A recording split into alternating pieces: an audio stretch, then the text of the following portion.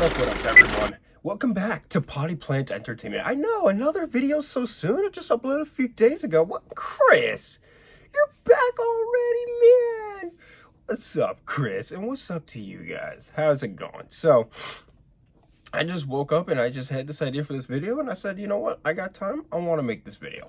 So, right now, honestly, I feel like talking about the John Wick series.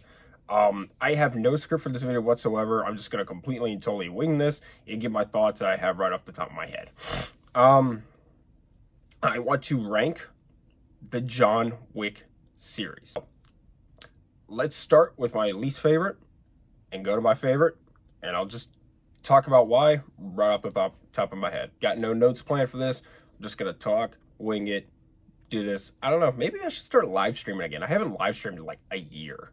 So maybe I should start doing that again. You know, it's a little bit easier because I don't have to, like, every time I do a review, I have to, like, write a bunch of notes. And which is really why I don't upload near as much as I used to, because I just don't really have time for that anymore. I don't know.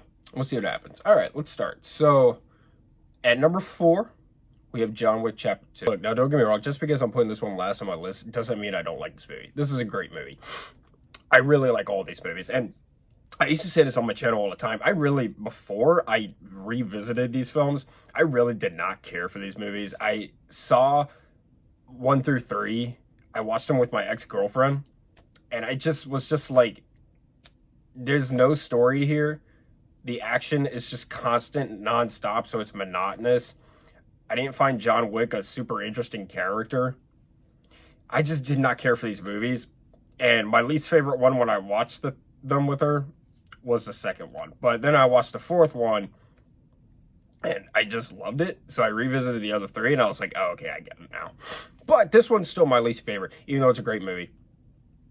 And I think it's just because this one, for me, the story for me isn't as good as it is in the other ones. I don't really like Common very much, and he's in this. Didn't really care for that. I just, for this one, none of it is as interesting to me as it is in the other ones.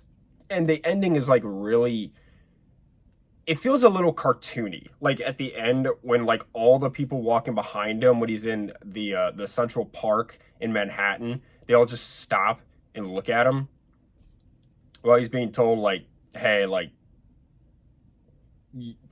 time is up, buddy. You broke the rules. Like, you better get moving. You know, it feels a little bit cartoony. And all those people walking behind him are really assassins. But I don't want to sit here and crap on any of these movies. This is a great movie. The action is just fantastic. Keanu Reeves is just fantastic. Winston's a great character. It's action filmmaking at its best. The John Wick series is what I wish we... It's really reflecting off of that, isn't it? Whatever. The John Wick series is what I love about filmmaking. Because you look at Marvel, and it's just so lazy, and it's just so bad. I mean, it used to be good, but it was never really not lazy, because it's just the constant, non-stop use of CGI.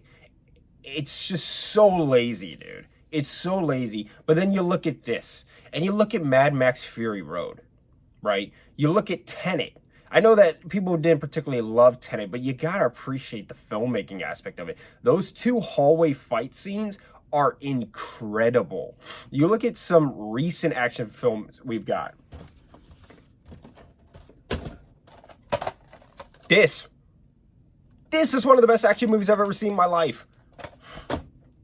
You gotta appreciate John Wick because it is filmmaking in a time where filmmaking is dead. I mean, really, like, it's just gotten lazy. Movies lately have just been so bad because it's like movies now are nothing but mindless entertainment to get you to pay to watch it and then just forget about it instantly. I was watching John Flickinger do a live stream last night, and he was saying this exact same thing. I mean, he's right. Like, it's just... But then, every now and then, we might get something like this. And it's really great, right? The point is that John Wick is one of the last stands in Hollywood today for true filmmaking. Right? If any of y'all still haven't gone and seen Killers of the Flower Moon yet, please go. It's so good. It's so good. Please go support it. That deserves your money. The Marvels does not. Don't go see The Marvels. Don't pay for it. Don't watch it on streaming. Don't support that movie. Go see Killers of the Flower Moon. When John Wick Chapter 5 comes out, go see that. Give them your money. They deserve it. John Wick Chapter 2 is such a fun movie. It's just, for me, it's the one I get into the least. All right. Number 3, we have John Wick Chapter 1. A lot of people say John Wick Chapter 1 is the best one, and I get why. This one definitely has the best story of the series. The thing about John Wick Chapter 1 for me is that because it has the least action, I get into it the least. Aside from Chapter 2, obviously. But the thing that this franchise does so well is that it tells the story through the action. I mean, there's dialogue in between that moves the plot along to get you into the next action sequence, but the action feels like it's also helping tell the story, like Mad Max Fury Road, for example. That movie is non-stop action, but it tells the story through the fighting and the awesome stunts. And what I love about this one is that this one really makes you fear John Wick. Like, they just talk about him constantly, the Baba Yaga. Like, you don't mess with him. He killed somebody with a pencil, right? This movie makes John Wick feel like he is the devil himself, and you cannot stop him. And it's great. Like, you totally get into that. You buy into it. For me, I like 3 and 4 a little bit better than this one. I think just because I find them slightly more entertaining because the pacing's better. But, man, you talk about a guy, his dog is killed, his car is stolen, and he's coming out of retirement because he's that pissed about it. It's great. Like, it really is great. I can't believe I couldn't get into it the first time I watched it. That is great. It's simple, but you get it, and you get behind him, and you're with him all the way. It's a great film. All right. Number 2 is John Wick Chapter 3, Parabellum. Now, this one's a bit odd in the series simply because of the title. This is the only one that has something else after chapter whatever. It's the only one. None of the other ones do that. I know they almost did it for the 4th one. I saw Chad Kaczynski he did an interview on the Joe Rogan podcast. Really good interview, by the way. Super interesting. And he was talking about how they were going to do that for the 4th one. I can't remember the word he said they were going to use, but they decided not to because in some cultures it's considered offensive. Part of the reason that filmmaking isn't as good as it used to be is because they're afraid to offend people. So I have very mixed feelings about that, but regardless, John Wick Chapter 3 is amazing. This, for me, has the second best action sequences in the series. And surprisingly, Halle Berry works really well in this. She did a really good job. Like, she proved she can be an action star. Why doesn't she do stuff like this more often? I mean, she was in Catwoman. Okay. I'm just saying, like, she proved in this movie she's awesome. She should do stuff like this more often. Seriously. The dogs are super cool.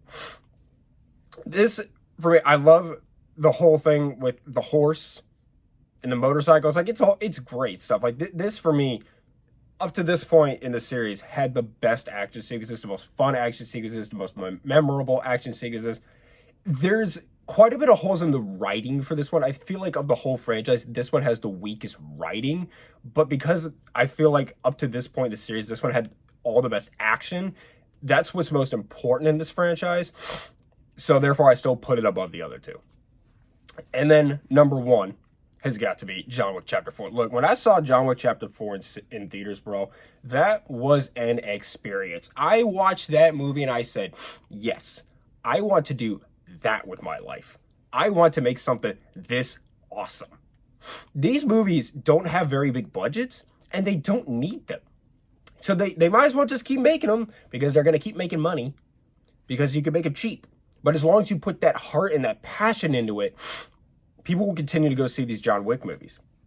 And we all know we're getting a fifth one. I mean, come on. Like, they're not gonna, like, they're just gonna leave it there with him, with his ambiguous death. Yeah, sure. Now, we're gonna get John Wick Chapter 5. This movie inspired me. When he is fighting all those guys around the Arc de Triomphe while traffic is just moving around him, it's amazing. The stair sequence is amazing. The over-the-top, the video game view, it's amazing. This movie is action filmmaking at its finest. This is one of the best action movies I've ever seen. I mean, can you believe we got that and this in the same year? How great is that? How great is that? These are now two of my all-time favorite action movies. And we got them in the same year. Like, oh, I love you. This is what filmmaking is all about. Seriously. This, for me, this is peak action filmmaking. This is what I love about filmmaking. I love Bill Skarsgård in this movie. He's a great villain. He's a great villain. And when he kills the hostess, bro, or the host, sorry, I think hostess is women. When he kills him, and rest in peace, homie. I don't know why I did this. I'm not Catholic. It's an emotional punch because he actually died before this movie came out. You feel stuff. And you want John to succeed. And then, Donnie Yen is great. He's so awesome. I love that guy. Man, my viewers, have you guys ever watched the Ip Man series? If you haven't, seriously, you need to. It's really, really good. Especially the first one. The first one is one of the best action movies I've ever seen. Fantastic movie. Him playing a blind guy, yeah, it's a little cartoony. And yeah, there are times when this movie gets pretty cartoony. Like John falls out the second or third story window and then just gets up and keeps running. I mean, yeah, it's a little goofy at times, but you can still get into it. And of course, the dude with the dog who just calls himself Nobody, that guy's awesome. He's a sniper that has a dog that walks around that he uses as a weapon too. That's cool. Like, this movie is so freaking cool. All the ideas in this movie are just cool. I love this movie. Like, this is one of my favorite movies ever. And that's it. I'm done.